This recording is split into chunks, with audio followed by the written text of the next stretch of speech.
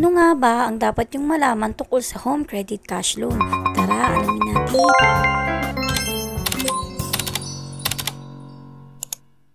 Kung nag-open kayo ng home credit app ninyo at may nakita kayong ganito sa My Offers, ibig sabihin nito ay eligible na kayo para sa cash loan. So, ano nga ba itong home credit cash loan? Pero bago ko muna sabihin sa inyo ang sagot, palagi niyong tandaan ay loan at your own risk. Kaya ako ginawa ang video na ito para maliwanagan kayo at kung ano ba dapat tandaan bago umutang. So, ang home credit ay may tatlong klase ng loan. Merong product loan na kung saan ay uutang kayo ng mga iba't ibang products. Meron din kwarta loan for bills payment at iba pa. At ang lastly ay itong cash loan. Sinasabi ng home credit na itong cash loan daw ay sobrang madali mo lang makukuha, which is totoo talaga dahil nakapag-try na akong mag-loan dito sa cash loan. Fast approval din siya kaya dapat kompleto yung mga requirements mo. So ito yung isa sa pinakamaganda kasi nga hindi mo na kailangan lumabas pa para mag-apply ka ng loan. Nasabi din dito na from 3,000 to 150,000 ang pwedeng ma-offer sa'yo. So ano nga ba ang mga requirements ni home credit cash loan? Syempre dapat Filipino resident ka, 18 to 68 years old. Next naman ay need mo rin mag-send ng ID. Merong primary and secondary ID. So ito yung mga primary ID. Yan UMI, driver's license, Philippine Identification Card,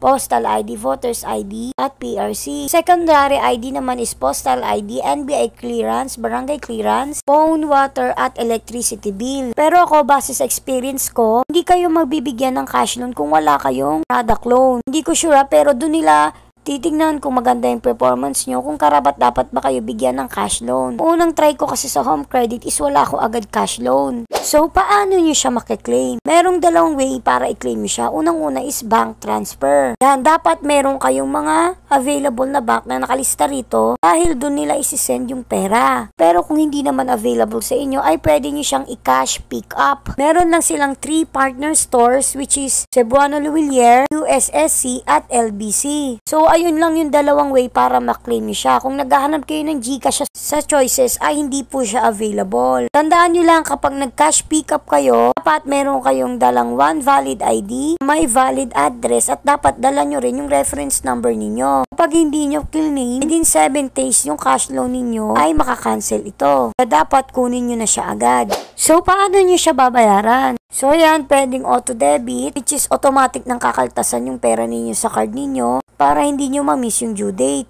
Pwede din na pay on the mobile app, which is o-open nyo lang yung home credit app ninyo at pwede nyo na dun i-select yung pay now. Next naman ay sa website. Kaso ang mga tinatanggap lang nila dito, Mastercard or Visa debit card, BancNet, ATM, yun yung bank account at BPI account lang. Next naman ay over the counter, which is yun yung ginagamit ko. Nagbabayad ako gamit ang GCash ko. Pero kung wala kayong GCash, pwede rin namang 7-Eleven. So magkano ang interest? Dito sinasabi nila na 2.32% lang daw ang interest rate. Tingnan nyo yung word na add-on rate. Kasi ibig sabihin yan, may add-on pa siya or may dagdag pa siya. Depende kung gaano kalaki yung utangin nyo at kung gaano nyo siya katagal babayaran. Siyempre, pag mas matagal, mas malaki yung rate. Kaya minsan kung magtataka kayo, ba't ang laki ng interest sa akin? Ba't ang laki ng tubo? Kasi nga, meron silang add-on rate. Tsaka hindi na naman bago sa home credit na malaki talaga yung tubo nila. Yun talaga yung aminin natin. Malaki talaga yung interest dito sa home credit. So ito na nga, mabalik tayo. Na-offeran ako ni home credit ng cash loan na worth 90,000. So kaya, chinek ko siya. Ngayon, kung makikita nyo dito, ang minimum na amount na pwede kong i-loan ay 3,000. At ang pinakamalaki naman ay 90,000. At syempre, pwede rin any amount between 3,000 to 90,000. So, dito sa baba is makikita nyo itong loan term. Malalaman nyo dyan kung hanggang kailan nyo ba siya pwedeng bayaran. Yung pinakamatagal na pwede nyo bayaran ay 3 years. At dito naman, para naman sa 3,000 ay 6 months. So, itong loan term na ito ay nag-iiba depende sa amount na kukunin ninyo. So, ayan, mapapansin nyo,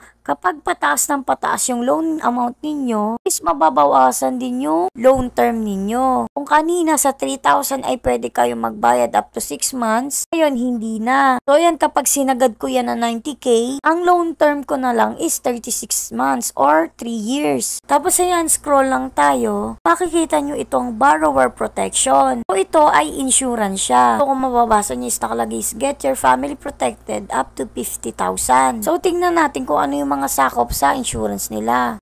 Unang-una na nga dito is yung loan repayment. Kapag na-hospital kayo, is pwede nyong i-claim up to 20,000 na pwede nating ipambayad sa ating loan. So, meron din siyang telemedicine na kung saan na pwede tayo makapag-doctor's consultation kahit saan. Tapos, meron ding death and disability. So, dito, kapag nagka-accidental death ka, makaka-receive ka ng 240% ng loan amount mo, plus yung family members ay makaka-receive ng 50,000 coverage. So, meron ding accidental medical reimbursement. So, ito is para rin sa mga injuries due to accident at magkakaroon kayo ng reimbursement up to 7,500 plus lahat ng family members ay makaka-receive ng 5,000 coverage. So, ang tanong, magkano ang babayaran? Kung makikita nyo dito ay 300 per month siya, pero kasi ito iba-iba. Kapag mataas yung loan amount mo, mas mataas din yung monthly nitong borrower protection, pero kapag 3,000 lang, kung makikita nyo is 45 lang siya per month. Pero kung ayaw nyo naman dagdagan ng bayad nyo ng 45 per month, is pwede nyo siyang i-remove or no protection, okay lang din naman yon. So ito, meron pang isang loan, itong loan extra care. So i-check natin kung ano nga ba ito. Itong loan extra care, kapag in-avail nyo to, pwede nyo i-postpone yung scheduled payment nyo for 1 month nang walang penalty kapag nagkaroon ng emergency or ng accident. So ito naman, change of due date. Kapag in-avail nyo itong loan extra care, pwede nyong palitan yung due date ninyo ayon sa sarili ninyong convenience. So lastly, itong early repayment. Pwede tayo makapagbayad ng maaga para na rin makasave tayo sa interest. So ang tanong, magkano nga ba ito? So itong loan extra care ay 99 lang per month kahit gaano pa kalaki yung utangin mo. So kagaya kanina, sa borrower protection, pwede nyo rin tong hindi i-avail. So, ayan, i-remove natin yung loan extra care. At, syempre, okay lang yon. So, dito naman tayo sa next step, itong loan purpose. So, need nating lagyan yan. Ito yung bawa others, house and lot, home improvement, vehicle repair, appliance, furniture, at electronic gadgets. So, ito tatandaan ninyo, dapat meron tayong valid ID na may complete na home address. At tandaan ninyo na ang cash loan offer ay merong validity. Ito kagaya sa akin, dapat September 29, 2024 is magamit ko na siya, kundi mawawala na siya. Pero syempre kung ayaw nyo namang gamitin is okay lang, hayaan nyo na lang siyang mawala. So ito, dito sa interest, pagpapalagay na lang muna natin na babayaran natin siya every 12 months. So ayan, sa 3,000 is 337 siya per month sa loob ng 1 year. Tapos ito, 20,000, 2,243, and so on and so forth na yan. Marami akong ipapakita dyan para magkaroon din kayo ng idea kung magkano nga ba ang magiging monthly ninyo kapag umutang kayo ng ganitong amount. So, ito lang ang palagi nyong tatandaan kapag umutang kayo kahit saan naman eh. So, ito halimbawa, 20,000 umutang ako dito sa home credit at pinili ko is 36 months, mababa lang yung monthly niya kaysa sa mga 12 months, 9 months, 6 months.